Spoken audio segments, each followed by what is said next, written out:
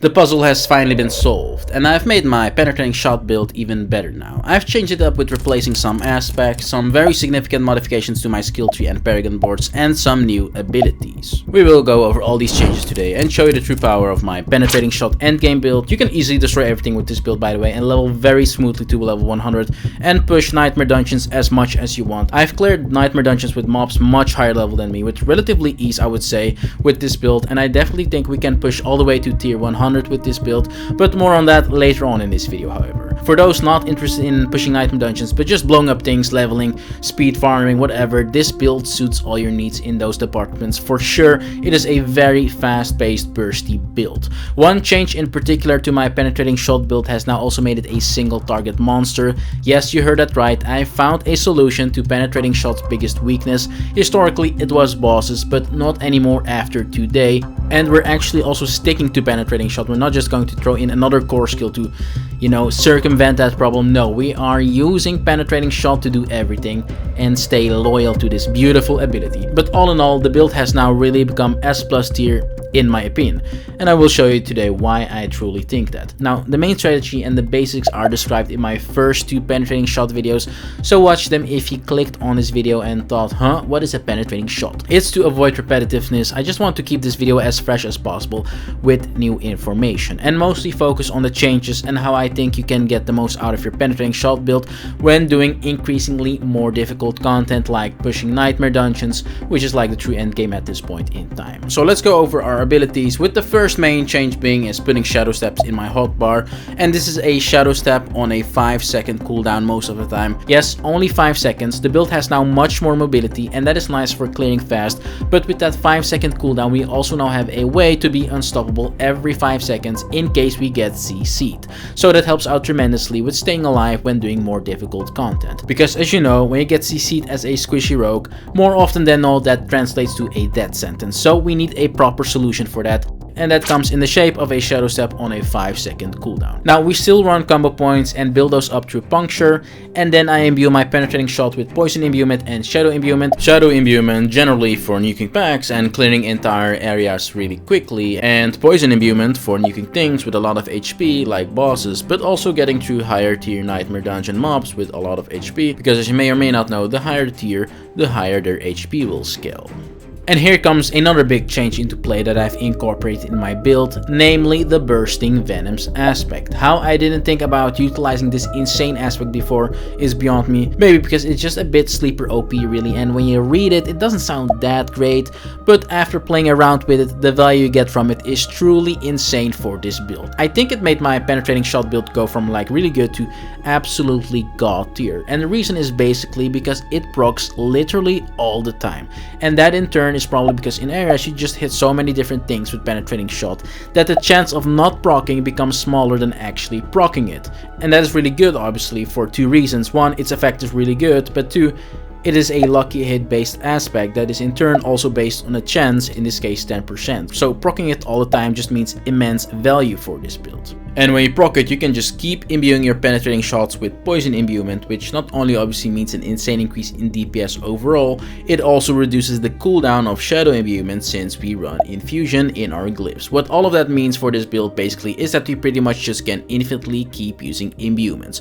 Now you don't actually have to use it every single time it procs, it's overkill really, especially when you're just clearing packs as it goes so fast with shadow imbuement anyways and just penetrating shot in general, but it's nice if you're like pushing really high tiers and versus bosses. So this build, in terms of being able to do it all, is really like that one game, War Thunder. Do you know that game? It's like the most comprehensive vehicle combat game of all time. Thanks to War Thunder for sponsoring today's video. War Thunder consists out of dynamic combined arms PvP battles where you can choose to play with over 2,000 tanks, planes, helicopters and ships. All these vehicles are very detailed and modeled down to their individual components, offering a highly immersive combat experience. We're talking intense PvP battles where you could go for a more fast action-packed approach or a more realistic and tactical experience. So War Thunder truly does cater to the different types of players. It also comes with incredible graphics, as you can see, detail in 4K resolution and amazing sound effects and music. That is personally what I like the most as well. The game draws you in and you just can't stop playing it with how immersive it is. And the best thing is you can play War Thunder completely free on Xbox Series X and S, PlayStation 5 and 4, for Xbox One and PC. To do so, make sure to use my link in the description, and if you register on PC, there's also a large free bonus pack consisting out of multiple premium vehicles, a premium account, boosters, and much more. Now, we already discussed 5 out of 6 abilities, and for our final ability we still use Poison Trap. It is just too good to pass up on. It provides a ton of CC, a lot of control in battle, utility, survivability, and Poison Trap also helps us with building Disobedience, by the way, really quickly, because every single tick builds up Disobedience stacks. And then finally, it also gives us that sweet chance at completely resetting our cooldowns for both our imbuements through the countering Poison Trap talent. Regarding bosses, one more final thing I have to say. With Poison Trap, the Bursting Venom's aspect, and just generally our great damage output, we can really trivialize many different bosses with Penetrating Shot. Here are a few different examples back to back, because I keep seeing people say that Penetrating Shot isn't good enough for a single target, but in reality it does pump for sure. I've seen some comments on my previous video suggesting Rapid Fire in addition to Penetrating Shot, but I don't think you need to sacrifice a spot on your hotbar for Rapid Fire, which if you would do so, you'd also only use it for one very specific use case, bosses, because versus elites, Penetrating Shot in this setup already one-shots them most of the time anyways, even when they are 20 levels higher. If you like the idea of Rapid Fire, however, you can also use my Rapid Fire build, which is also really good and covers you for both AoE and single target in a very different but very fun way as well. And that is my Machine Gun Rainbow Rogue build, if you didn't already know about it. Link for it will be in the description, and if we're at it, you might as well check out my new Barrage build as well, which again is also really good. Triple Imbuement Barrage just clears so fast, it is insane. Check them both out. Now, I started the video with saying that we can push very high Nightmare Dungeon tiers, and I definitely do stand behind that statement, since our damage output even in tier 80 plus Nightmare Dungeons is very high. The only thing you would need to consider is maintaining your distance, as you can get one-shotted in tier 80 plus, but even in tier 60 to like tier 70, the build has very good survivability. As you see in many of these higher tier Nightmare Dungeon clips, I'm standing quite close to my enemies and still staying alive. This is thanks to me running various defensive aspects that I will go over in a second, but also just our damage being really good, so we can clear packs quite easily even when they're much higher level. I do however advise you to kite when you start pushing higher tiers, which essentially just means to walk backwards, build combo points, get a shot in, walk backwards, build combo points, get a shot in, and rinse and repeat. This way you utilize the fact that we are a ranged rogue quite well, and we actually make use of the notion that we can attack from a distance as opposed to say a melee type of build as a ranged rogue, and it helps out with staying alive a lot. Now, for those not interested in pushing Nightmare Dungeons at all but want to focus mostly on leveling to 100, speed farming, just clearing content fast, the build has absolutely everything you need. You don't really need to pay attention to anything really but blasting your enemies. There is also no benefit to go 3 levels above you when doing Nightmare Dungeons, as the max XP bonus in the game is at 3 levels higher than you, so the only reason at this point in time to go higher is just to challenge yourself or for fun really, but reward wise there's not much to it. I did include a bunch of clips from much higher tier Nightmare Dungeons however, basically just to show off how the build performs in the context of enemies that are much higher level, and as you saw, it did very well. Now, with all of that being said and having everything showcased, let's get into our gear, skill tree, and Paragon Boards. So gear wise, there is still a lot of similarities, mostly in the sense of stats as my previous Penetrating Shot video, but let's do a quick recap, starting off with my helm. For the helmet you want to prioritize utility and defensive type of stats. Ranks to Poison Imbuement is really good here. If you can get ranks to Poison Imbuement and ranks to Shadow Imbuement, that's even better, but otherwise defensive and utility based stats are really good. For the aspect I went with Might, very good defensive aspect. For your chest you want to prioritize defensive type of stats, and then for the aspect I still run Umbros on my chest. For your gloves you definitely want to prioritize ranks to Penetrating Shot, and the gloves is where I put the new Bursting Venom's aspect on. Then for your pants you want to run defensive stats over offensive stats, and for the aspect I put Disobedience on my pants. I've talked a lot of times about Disobedience, just a really good defensive aspect. For my boots I have Penitent Greaves now. Last time I made a Penetrating Shot build I didn't have it yet, but now I do have it, and it helps out tremendously with our damage output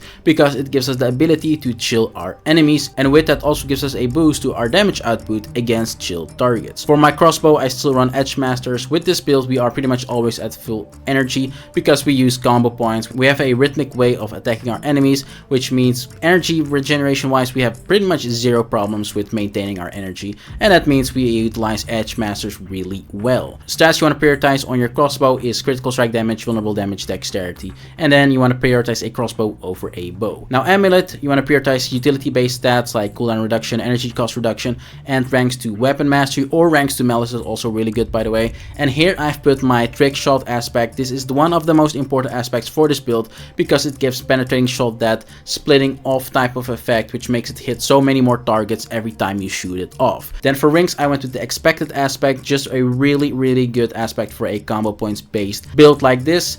And then I went with corruption on the other hand because we run 2 imbuements in this build, and having that increased potency for these imbuements is really nice. Stats you want to prioritize on your rings are things like vulnerable damage, critical strike damage, critical strike chance, and for your fourth stat, if you can get maximum life, that is really good as well.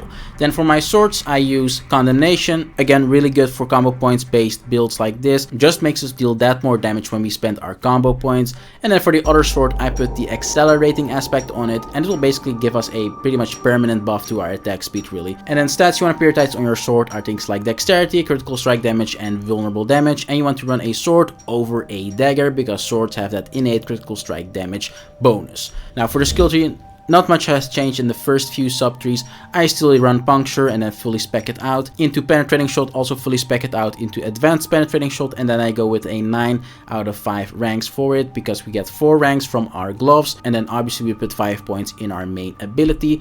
Then we go to the next tree. Now Shadow Step is new, and for Shadow Step I went with the enhanced Shadow Step for more critical strike chance into disciplined Shadow Step. And disciplined Shadow Step is the talent that will actually make our Shadow Step have a really short cooldown, like explained earlier, only 5 seconds really, or it's something like 4.77 seconds or something like that. But what it basically does is reduce our Shadow Step with 3 seconds every time we use it on an enemy that we haven't used Shadow Step on before in the last 4 seconds. And with so many enemies in the areas of the game, that pretty much means it will always proc. So that means a lot of mobility for this build, so you can move through areas quickly, but also a source of being unstoppable every 5 seconds or so, which is really nice for our survivability. I then also still have 3 points in weapon mastery plus 3 points from my amulet. This talent is a staple. It increases our critical strike damage for crossbows. It's a really good talent. Then I also take Dark Shroud into enhance Dark Shroud into countering Dark Shroud. We generate Dark Shroud through our Ambrose aspect, and putting points into these talents will also buff those Dark Shrouds that we generate through our Ambrose. So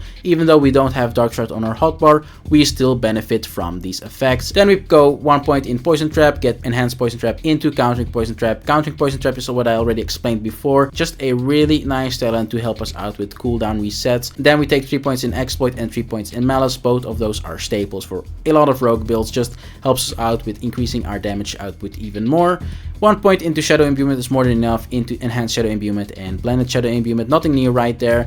3 points into Precision Imbuement, also nothing new right there. 1 point in Deadly Venom, into 3 points into Debilitating Toxins, which is a really nice talent for survivability, gives us a bunch of damage reduction. Then I went all out on Poison Imbuement, helps out a lot with those targets that have a lot of HP, like bosses, and I get 4 points from my helmet.